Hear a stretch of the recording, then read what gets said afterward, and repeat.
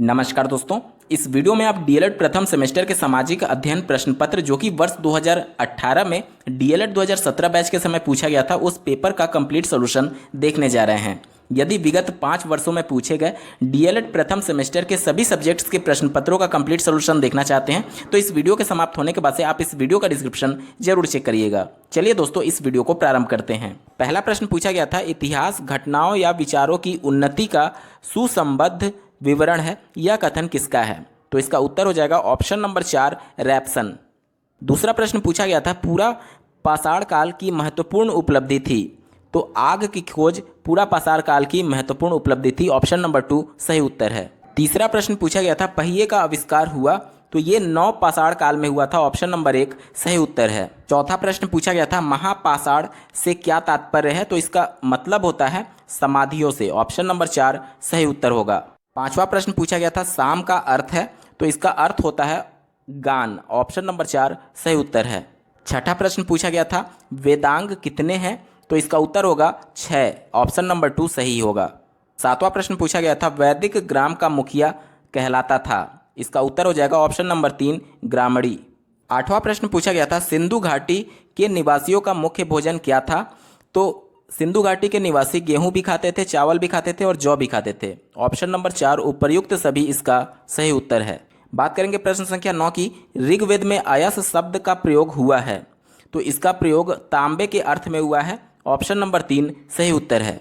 10वां प्रश्न पूछा गया था, अभिधम्म पिटक किस बौद्ध संगीति में संकलित किया गया? तो इसका उत्तर हो जाएगा तृतीय बौद्ध संगीति में, ऑप्शन नंबर 3 सही उत्तर होगा। बात करेंगे प्रश्न संख्या 11 की, सौर मंडल का मुखिया कौन है? तो इसका उत्तर हो जाएगा ऑप्शन नंबर 4 सूर्य। 12वां प्रश्न पूछा गया था, विश्व का सबसे गहरा महासागर है? तो इसका उत्तर है ऑप्शन नंबर 2 प्रशांत महासागर। 13वां प्रश्न पूछा गया था, नासा की स्थापना कब हुई थी? तो इसकी स्थापना 1958 में हुई थी, ऑप्शन नंबर 1 सही उत्तर है। 14वां प्रश्न पूछा गया था, नगर पंचायत का कार्यकाल होता है, तो इसका कार्यकाल 5 वर्ष का होता है, ऑप्शन नंबर 3 सही उत्तर है। प्रश्न संख्या 15 पूछा गया था, नगर निगम का सर्वोच्च निर्वाचित अधिकारी कहलाता है, तो इसको मेयर कहते हैं, ऑप्शन नंबर 4 सही उत्तर होगा। दोस्तों अब बात करेंगे अति लघु उत्तरीय प्रश्नों की। 16वां प्रश्न पूछा गया था, कृषि का आरंभ किस काल में हुआ था? तो उत्तर हो जाएगा नौ पाषाण काल में। 17वां प्रश्न पूछा गया था, मेसोपोटामिया किस भाषा का शब्द है? तो मेसोपोटामिया यूनानी भाषा का शब्द है जिसका अर्थ होता है 2 नदियों के बीच का स्थान। प्रश्न संख्या 18 पूछा गया था, हर्यक वंश की स्थापना किसने की थी? तो हर्यक वंश की स्थापना बिंबिसार के द्वारा किया गया था 1544 ईसा पूर्व में, ठीक है। तो इसका उत्तर हो जाएगा बिंबिसार के द्वारा किया गया और 1544 ईसा पूर्व में। बात करेंगे प्रश्न संख्या 19 की, नंद वंश का अंतिम राजा कौन था? तो नंद वंश का अंतिम राजा घनानंद था। प्रश्न संख्या 20 पूछा गया था, ग्रांट टंक रोड किसने बनवाई थी, जिसे जीटी रोड के नाम से भी जाना जाता है? तो इसका उत्तर हो जाएगा शेर शाह सूरी ने। 21वां प्रश्न पूछा गया था, संपूर्ण वैदिक साहित्य की रचना किस समय काल के बीच में हुई थी? तो संपूर्ण वैदिक साहित्य की रचना लगभग 1500 से 600 ईसा पूर्व में हुई थी। 22वां प्रश्न पूछा गया था, सिकंदर ने भारत पर आक्रमण कब किया था? तो इसका उत्तर हो जाएगा 326 ईसा पूर्व में सिकंदर ने भारत पर आक्रमण किया था। बात करेंगे प्रश्न संख्या 23 की, जैन धर्म के 5 अणु व्रत क्या हैं? तो जैन धर्म के 5 अणु व्रत हैं, पहला अहिंसा, दूसरा सत्य, तीसरा अस्तेय, चौथा ब्रह्मचर्य और 5वां अपरिग्रह। बात करेंगे प्रश्न संख्या 24 की, बौद्ध धर्म का मूल आधार क्या है?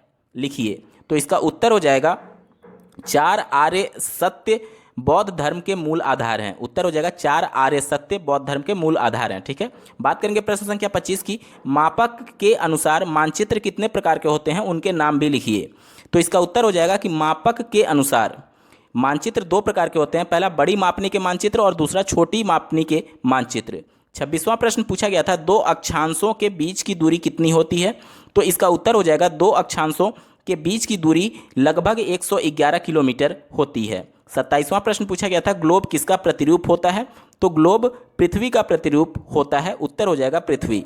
28वां प्रश्न पूछा गया था, नगर निगम की आय के स्रोत लिखिए। तो नगर निगम के आय के कई स्रोत हैं, जिसमें से पहला आप लिख सकते हैं वाहन कर, दूसरा गृह कर, तीसरा जल कर इत्यादि आप लिख सकते हैं। 29वां प्रश्न पूछा गया था, जिले में परिवार कल्याण के कार्य कौन करवाता है? तो इसका उत्तर हो जाएगा जिले में परिवार कल्याण के कार्य मुख्य चिकित्सा अधिकारी, जिसे चीफ मेडिकल ऑफिसर यानी CMO कहा जाता है, करवाता है।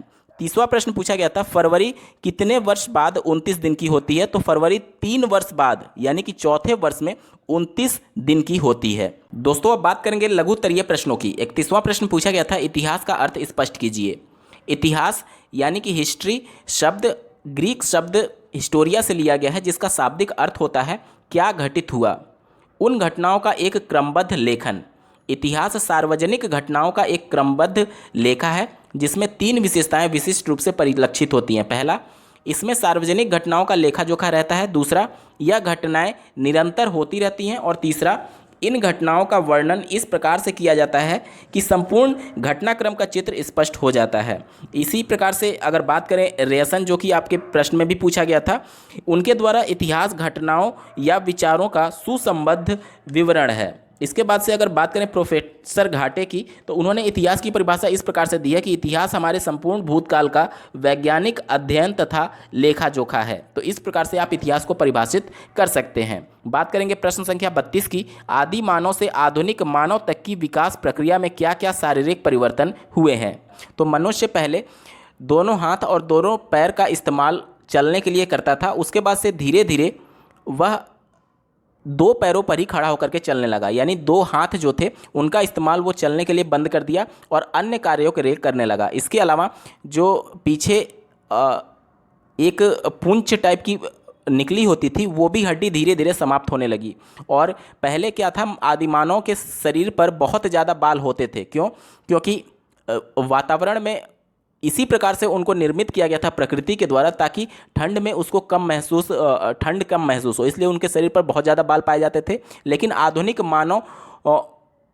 आदिमानव की तुलना में उनके शरीर पर बाल कम हो गए हैं। तो ये कुछ परिवर्तन आप लिख सकते हैं। बात करेंगे प्रश्न संख्या 33 की, चीन के 2 प्रमुख दार्शनिक एवं धर्म सुधारकों के बारे में संक्षेप में लिखिए। चीन के प्रमुख 2 दार्शनिक और धर्म सुधारक के बारे में पूछा गया है।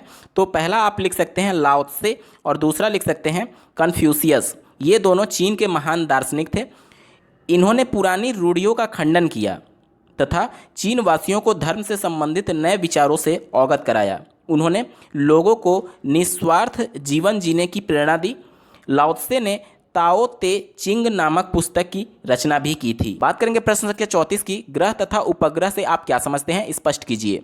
तो सौर मंडल में जितने भी पिंड सूर्य की परिक्रमा करते हैं उन्हें ग्रह कहा जाता है, और जो भी पिंड किसी ग्रह की परिक्रमा करते हैं उसे उपग्रह कहा जाता है। जैसे ग्रह की अगर उदाहरण के बारे में बात करें तो मंगल हो गया, बृहस्पति हो गया, पृथ्वी हो गया, ये सभी ग्रह के श्रेणी में आते हैं क्योंकि ये सभी सूर्य की परिक्रमा कर रहे हैं। लेकिन अगर बात करें उपग्रह की, तो पृथ्वी का उपग्रह चंद्रमा है, जो कि ग्रह पृथ्वी के चारों तरफ परिक्रमा करता है। बात करेंगे प्रश्न संख्या 35 की, मानव का संपूर्ण जीवन किन 4 आश्रमों में विभक्त था? प्रत्येक आश्रम की अवधि कितनी निश्चित थी? संक्षेप में लिखिए। मानव का संपूर्ण जीवन जिन 4 आश्रमों में विभक्त था उनमें से पहला था ब्रह्मचर्य आश्रम, जिसकी अवधि जन्म से 25 वर्ष तक मानी जाती थी। दूसरा था गृहस्थ आश्रम, जिसकी अवधि 26 से 50 वर्ष तक मानी जाती थी। तीसरा था वानप्रस्थ आश्रम, इसकी अवधि 51 से 75 वर्षों तक मानी जाती थी। और चौथा था संन्यास आश्रम, जिसकी अवधि 76 से आरंभ होकर के मृत्यु पर्यंत तक मानी जाती थी। बात करेंगे प्रश्न संख्या 36 की, मौर्य समाज के पतन के क्या कारण थे? उल्लेख कीजिए। कई कारण थे, जिसमें से पहला आप लिख सकते हैं अयोग्य उत्तराधिकारी। अशोक की मृत्यु के पश्चात कुणाल, दशरथ, संप्रति, इसके अलावा वृहद्रथ, ये सभी उत्तराधिकारी हुए, परंतु ये लोग मगध के शासन को सुचारू रूप से चलाने में असमर्थ थे और मगध शासन चलाने में पूरी तरीके से अयोग्य साबित हुए। इस कारण मौर्य साम्राज्य का पतन हो गया था। दूसरा कारण आप लिख सकते हैं यूनानियों का आक्रमण। अशोक की मृत्यु के पश्चात मगध पर शासन करने वाला कोई योग्य सम्राट नहीं था, इसलिए यूनानी ने मगध पर आक्रमण किए और अपने अधीन कर लिया। तीसरा कारण आप लिख सकते हैं साम्राज्य का विघटन, क्योंकि मगध जो साम्राज्य था कई भागों में विभक्त हो गया था। इसके बाद आप लिख सकते हैं उच्च पदों पर ज़्यादा भ्रष्टाचार होना। और पांचवा कारण लिख सकते हैं आंतरिक प्रशासन में अव्यवस्था भी मौर्य समाज के पतन का प्रमुख कारण बनी थी। 37वां प्रश्न पूछा गया था, पृथ्वी की आंतरिक क्रियाएं कौन कौन सी हैं, लिखिए। तो पृथ्वी की आंतरिक क्रियाएं के बारे में आप लिख सकते हैं, भूगर्भ में कार्य करने वाली शक्तियों को ही आंतरिक प्रक्रियाएं कहते हैं। यह शक्तियां धरातल पर गति उत्पन्न करती हैं। इन शक्तियों के कारण किसी भाग में भूमि ऊपर उठ जाती है तो किसी स्थान पर भूमि नीचे धंस जाती है। कहीं पर पर्वतों का निर्माण होता है तो कहीं पर ज्वालामुखी का विस्फोट होता है और भूकंप भी आते हैं। यह प्रक्रियाएं द्रुतगामी से कार्य करती हैं। इन प्रक्रियाओं के कारण ही भूपर्पटी में निरंतर परिवर्तन होते रहते हैं। इन परिवर्तनों का मुख्य कारण भूपर्पटी में होने वाली गतियों का उपस्थित होना है। तो इस प्रकार से आप लिख सकते हैं। बात करेंगे प्रश्न संख्या 38 की, सड़क दुर्घटना होने के मुख्य 4 कारण बताइए। पहला कारण आप लिख सकते हैं तेज गति, दूसरा लिख सकते हैं गलत तरीके से ओवरटेकिंग व लेन कटिंग करना, तीसरा लिख सकते हैं थकान या फिर नशे में मोटर वाहन चलाना, इसके अलावा आप लिख सकते हैं ध्यान भटकना, और पांचवा लिख सकते हैं यातायात नियमों की अनदेखी करना, और इसके बाद लिख सकते हैं क्षमता से अधिक भार का परिवहन करना, और अगला लिख सकते हैं सुरक्षा साधनों का उपयोग ना करना। तो ये प्रमुख कारण लिख सकते हैं आप सड़क दुर्घटना के। बात करेंगे प्रश्न संख्या 39 की, ग्रामीण व नगरीय जीवन शैली की अवधारणा लिखिए। तो ग्रामीण जीवन शैली के बारे में आप लिख सकते हैं कि यहाँ पर गांवों का जो आकार होता है वो छोटा होता है शहरों की तुलना में, ठीक है। दूसरा आप लोग लिख सकते हैं ग्रामीण जीवन शैली पूर्णतः प्रकृति पर निर्भर रहती है, यानी कि कृषि पर आधारित रहती है, और कृषि चूंकि प्रकृति पर निर्भर है मानसून पर, इस वजह से प्रकृति पर निर्भरता कहा जाता है, ठीक है। और तीसरा आप लिख सकते हैं स्थानीय आवास, चौथा लिख सकते हैं गतिशीलता का अभाव रहता है ग्रामीणों में, पांचवा लिख सकते हैं कृषि मुख्य रूप से यहाँ पर व्यवसाय होती है, और छठा लिख सकते हैं श्रम के विशेषीकरण का अभाव रहता है। तो ये कुछ प्रमुख ग्रामीण जीवन शैली की आप पॉइंट्स लिख सकते हैं। अगर बात करें नगरीय जीवन शैली की, तो यहाँ का आप लिख सकते हैं कि जनसंख्या का आधिक्य होता है, और इसके अलावा जनसंख्या में विभिन्नता पाई जाती है। तीसरा आप लिख सकते हैं आर्थिक क्रियाओं के केंद्र, और चौथा लिख सकते हैं विभिन्न आर्थिक वर्ग और स्थानीय पृथक्करण होता है। इसके अलावा यहाँ पर जो परिवार होते हैं, गाँव में संयुक्त रूप से परिवार रहते हैं और शहरों में एकिक परिवार रहते हैं, जिसे न्यूक्लियर फैमिली के नाम से जाना जाता है। तो ये कुछ जीवन शैली की अवधारणा आप लिख सकते हैं। दोस्तों, हम लोग वीडियो के बिल्कुल अंतिम पड़ाव पर आ चुके हैं। आपको ये वीडियो कैसा लगा कमेंट के माध्यम से जरूर बताइएगा, और विगत 5 वर्षों में पूछे गए डीएलएड प्रथम सेमेस्टर के सभी सब्जेक्ट्स के प्रश्न पत्रों का कंप्लीट सोल्यूशन देखने के लिए आप इस वीडियो का डिस्क्रिप्शन जरूर चेक करिएगा। प्रश्न संख्या 40 पूछा गया था, भारत की जलवायु के बारे में लिखिए। यहाँ मुख्य रूप से कितनी ऋतुएं पाई जाती हैं, लिखिए। भारत की जलवायु के बारे में आप लिख सकते हैं कि भारत कर्क रेखा पर अवस्थित है।